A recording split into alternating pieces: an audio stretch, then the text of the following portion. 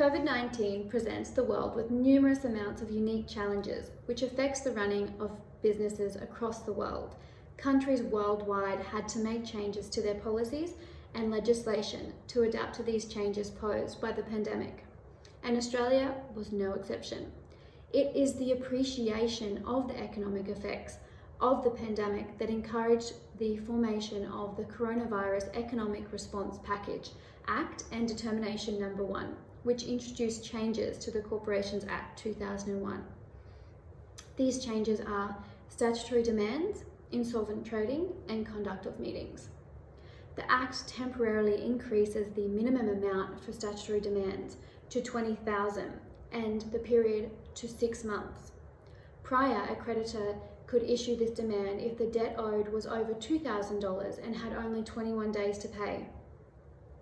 This is significant because the pandemic affected the economic well-being of many businesses, and it was necessary to cushion small businesses against the effects of COVID-19 and to protect businesses from being wound up on the basis of low amounts of debt due to unpredictable circumstances, without which they would most likely be performing well.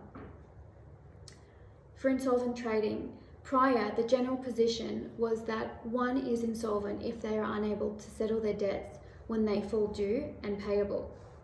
Directors were duty-bound to prevent insolvent trading. Failure was to commit a criminal offence.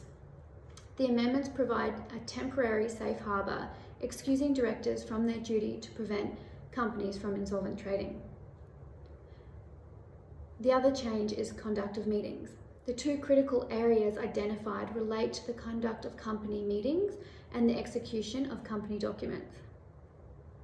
Previously, the execution required that a director should sign on ink and should be witnessed.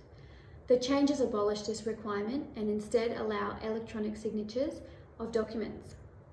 The Corporation Act previously required directors and shareholders have physical meetings, which now seeks to make a majority of these meetings virtually.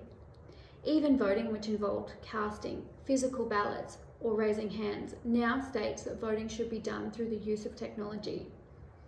The changes that communication can now be done electronically is a welcome change.